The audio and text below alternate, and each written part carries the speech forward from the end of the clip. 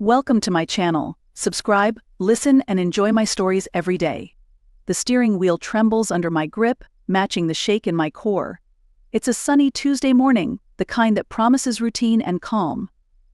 That is until my eyes flicker to the rearview mirror and catch a scene that feels like a sick joke. My wife, Rosa, her lips pressed fervently to Luis's, my brother who just flew in last night for a pleasant visit. Watch it, Rosa gasps, pulling away from Louis to point at the road ahead. I swerve, narrowly missing a telephone pole that looms like a sentinel by the roadside. Damn it, Mark.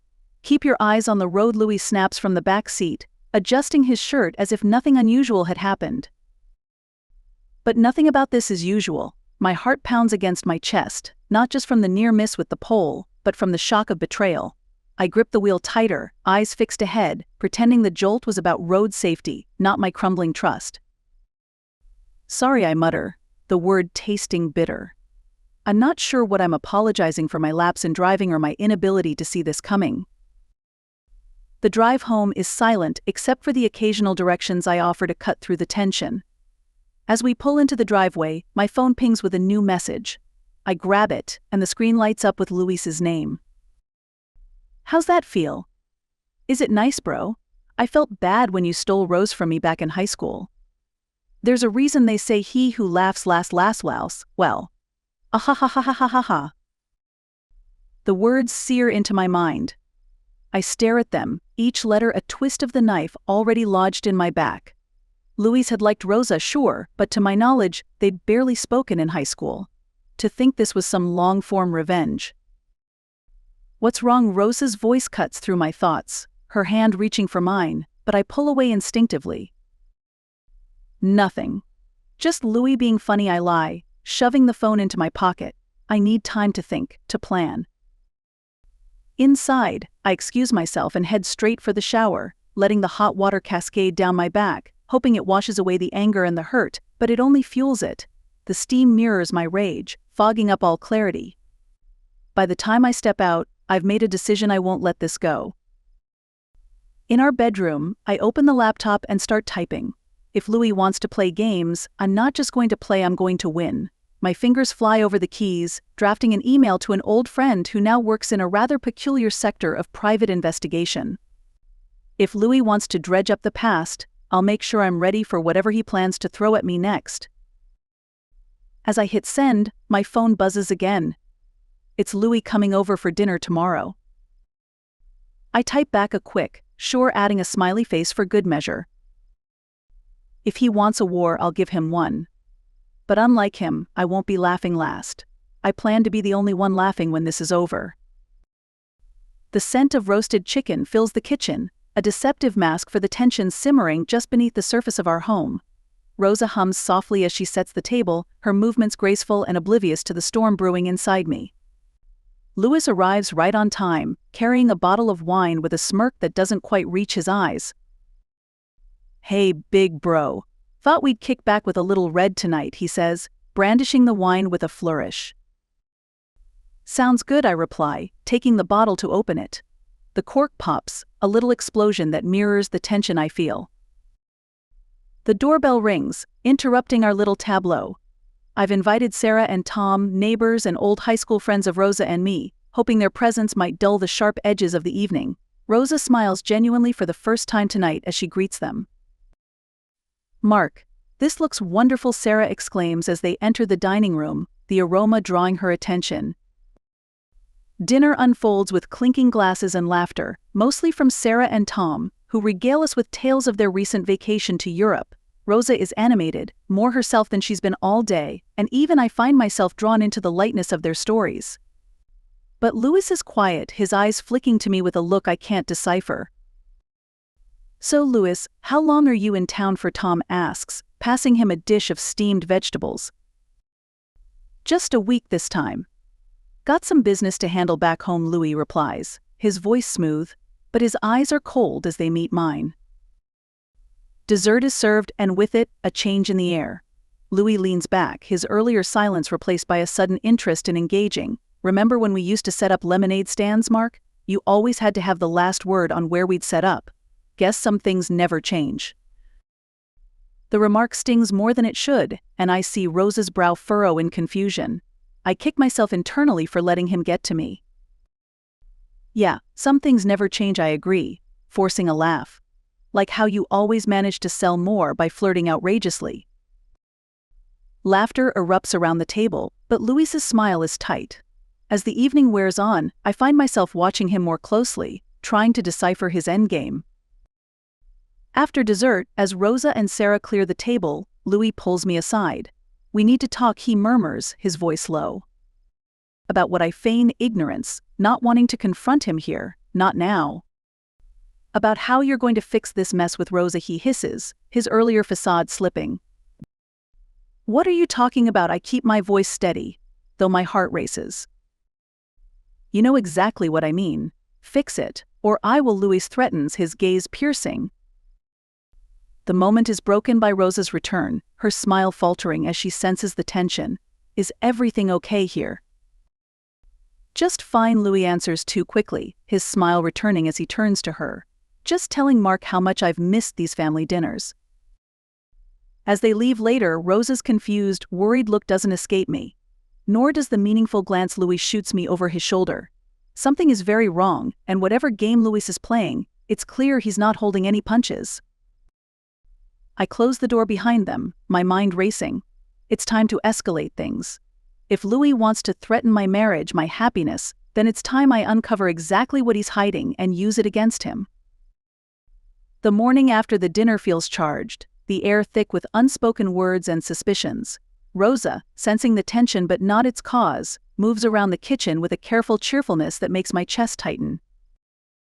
Mark, you seem off today. Did something happen with Louis last night, she asks, her voice laced with concern as she hands me a cup of coffee. Nothing to worry about, just usual brother stuff, I reply, forcing a smile. The coffee burns my tongue, a fitting punishment for the lie. I retreat to my home office, closing the door with a soft click that sounds like a gunshot in the silent house. I power up my laptop, my fingers hovering over the keyboard. I need more information, something to give me leverage over Louis. A ping from the computer alerts me to a new email. It's from the private investigator I contacted. Found something interesting. Call me. The email reads, no more, no less. My pulse quickens. I dial the number provided and the PI, a man named Greg, answers after the second ring.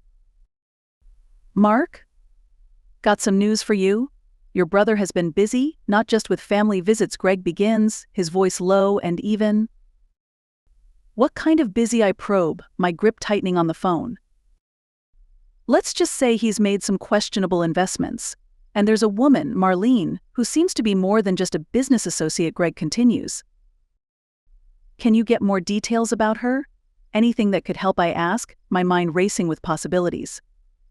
Working on it. I'll send over what I find, Greg assures me before we hang up. I lean back in my chair, my mind a whirlwind of strategy and scenarios. If Louis is entangled in something shady, it could be the leverage I need. But first, I have to confront him on my terms. The opportunity presents itself sooner than expected. Louis texts me, asking if we can meet for lunch at a local diner, a neutral ground. I agree, my resolve hardening. The diner is crowded, the buzz of conversation a perfect cover. Louis is already there, seated in a booth at the back. He waves me over, a tight smile on his face. Thanks for meeting me, he says as I slide into the seat opposite him. What's this about, Louis? I ask, cutting to the chase. It's about us, about our past. I want to clear the air, he starts, but I interrupt him. Cut the crap, Louis. What are you really after? I demand, my voice low. He sighs, looking around before leaning forward. Okay, look, I know I've been out of line. But you have to understand, I never got over Rosa. When I saw you two together, it brought everything back. I married her, Louis. She chose me. You need to accept that and move on, I say firmly, anger flaring. Louis's expression darkens. Maybe I can't. Maybe I won't, he replies, his tone menacing. Just then, my phone vibrates. It's an email from Greg, with an attachment labeled Marlene. I open it, my eyes scanning the contents quickly. It's more than I hoped for: photos of Louis and Marlene. documents linking them to a dubious investment scheme. I slide the phone across the table. You should see this, I say, watching as his face drains of color. Louis reads, his hands shaking slightly. Where did you get this, he whispers. All doesn't matter. What matters is what you're going to do now. This ends today, Louis. Leave Rosa out of your games, or this goes public, I state, the weight of my threat clear. Louis looks up, his eyes meeting mine. There's a long, tense pause before he nods slowly. Okay, you win, Mark. I'll back off. But this isn't over between us. Not by a long shot, he says, his voice barely audible over the diner's clatter. As I walk out of the diner, the storm inside me hasn't calmed, but at least now I have the upper hand. I know Louis will retaliate, it's just a matter of when and how. But I'll be ready. I have to be. For Rosa, for our marriage, I'll do whatever it takes. The week that follows is a tense vigil. Every phone notification sends a jolt of adrenaline through me, anticipating Louise's next move. But instead, there's an unsettling silence. Rosa senses the change. Her smiles are laced with worry, her questions more frequent. Mark, are you sure everything's okay? You've been so distant. She finally confronts me one evening, her voice thick with unshed tears. I'm dealing with something, but it'll be over soon, I reassure her, pulling her into a hug. The guilt gnaws at me, knowing I'm keeping her in the dark. On a chilly Thursday afternoon, a knock on the door shatters the quiet. I open it to find not Louis, but a woman with sharp eyes and a cautious smile. Mark. I'm Marlene, she introduces herself. I stiffen. What are you doing here? Marlene raises her hands, a peace offering. Please, can we talk? There's a lot you don't know. Reluctantly, I gesture her in. Rosa peers from the kitchen, a question in her gaze. It's okay, I say, and she disappears back to her cooking. Marlene takes a deep breath. Louis might be my business partner, but I didn't come here for him. I came because you deserve the truth. And what truth is that I demand? Louis has been obsessed with winning back Rosa, but not for the reasons you think. Marlene starts, and then hesitates. There's more. It's not just about Rosa or you, it's about his failing investments. He planned to leverage his relationship with Rosa to secure funding through her contacts. I absorb her words, the pieces falling painfully into place. And you, why involve yourself in this mess? Marlene looks away, her voice softening. I was in too deep before I realized his intentions. But I'm not here to defend myself. I'm here to end my partnership with him after seeing how far he'd go. The door opens and Rosa steps in, her face pale. Is this about Louis? I heard my name.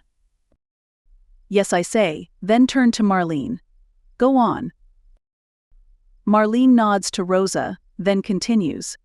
Louis planned to make it seem like Mark was sabotaging your marriage, pushing you towards him. He thought if he could play the victim, maybe you'd seek him out for comfort. Rosa's eyes widen, hurt and disbelief etched across her face. Louis would do that, but why? He's desperate, Rosa. Financial ruin was staring him in the face, and he thought he could manipulate his way out, Marlene explains. The room is thick with betrayal, the air almost too heavy to breathe. Then, another knock sounds, more insistent this time. I open the door to reveal Louis, his face a mask of desperation. Mark, Louis begins, but stops as he sees Marlene. You've done enough, Louis, I cut him off, stepping outside to confront him, the door closing behind me to give us privacy. Mark, please. I can explain, Louis pleads. There's nothing left to explain, I hiss, anger flaring.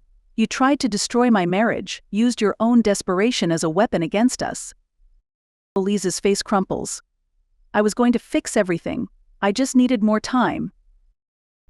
There's no fixing this. It's over, Louis. Marlene is out, and now so are you. Stay away from us, I state, resolute. Defeated, Louis nods slowly, then turns and walks away. I watch him disappear down the street, a mix of relief and sorrow churning inside me.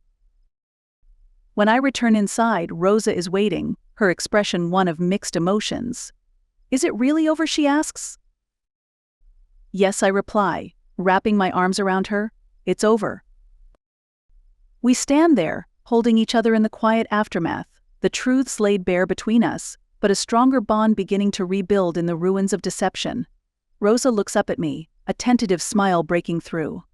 Let's never let anyone come between us again. Never, I promise, and I mean it more than she knows.